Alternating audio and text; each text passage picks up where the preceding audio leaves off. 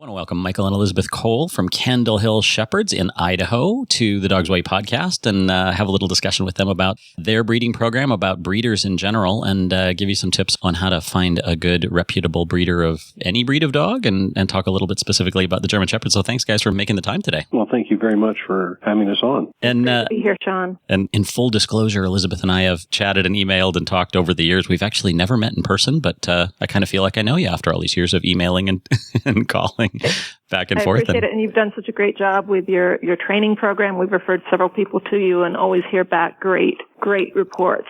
Yeah, it's always fun seeing I get about half of my clients are kind of the quote unquote problem dog. So it's always fun to see the really well bred, well taken care of dogs too. It's good to see the good kids too. But in terms of your breeding program out there in Idaho, how long have you guys been doing that? Well, we've actually been doing it a little over 10 years. Yeah, that's a long time for anything. And for me, it's really been a lifetime building up to that. It wasn't a fly-by-night decision, so it feels like much longer. But technically, from our first litter of puppies, it's been over 10 years. And you were involved in, was it search and rescue before that? That's right, still am. And your dogs do a bunch of different things. They're out there doing a bunch of different jobs right now.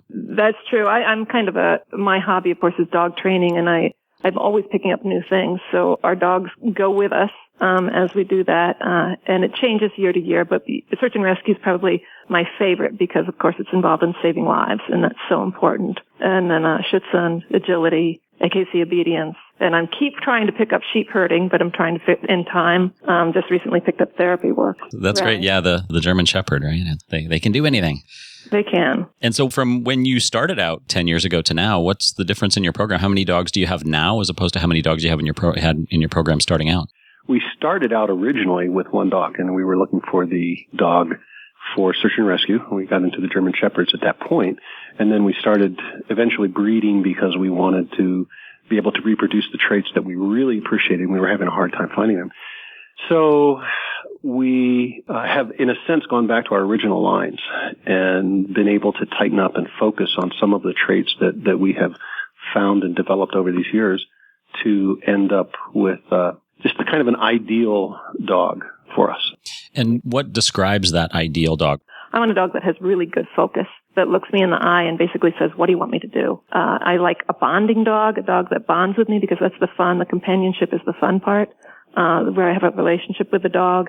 And a dog that learns real quickly. At the same time, I can't have a dog that stresses in a new situation and loses its brain. So to have a dog that can think and relate needs a solid core, a calm center to bring that all together. And in that old-fashioned language, would that fit all into that capsule of solid nerve, is what they used to say? That would be a good word, solid nerve. Not easily rattled, not a quick trigger, but thinking. And with thinking, the German Shepherd is a protective breed. So I want a dog that can switch from being best buddy to, when the situation arises, to being able to turn it on and give some serious protection. And that's pretty rare in a lot of working dogs to have that. You have to really work to get it. Right. If protection comes from a little bit of nervousness, that's where protection comes from, that distrust.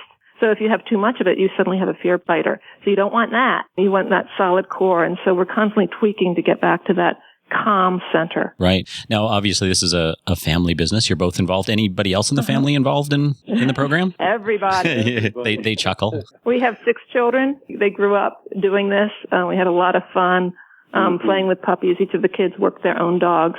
Each of them were also involved in search and rescue. So it has been a real family project. And as they grew older, Zachary developed our first webpage for us. So. Wow. That's what you want to do. You want to have the young kids develop your technology for you. They know 10 times as much as... I put into that right away. And they still help. As they come home from time to time, can jump in and help, and that's great. That's great. Well, what a fun family experience to take on a big project like that and then have lots of little projects. Have you, just as an aside, have you found... a lot of clients have told me this as we've been talking about dog training and the principles we sort of talk about in training. I actually just had a client last week say, we used some of your principles with our kids. And I said, whoa, wait, what do you mean? And I said, no, just in terms of the consistent... More before I had children, but my children have, and they will be super parents, I'll tell you what. Because of consistency that you learn, in not contradicting yourself through dog training. Right. It totally applies in parenting. Yeah. Yeah. I've always found that kind of a curious analogy. It's not a perfect analogy, but, but a lot of good crossover principles for sure.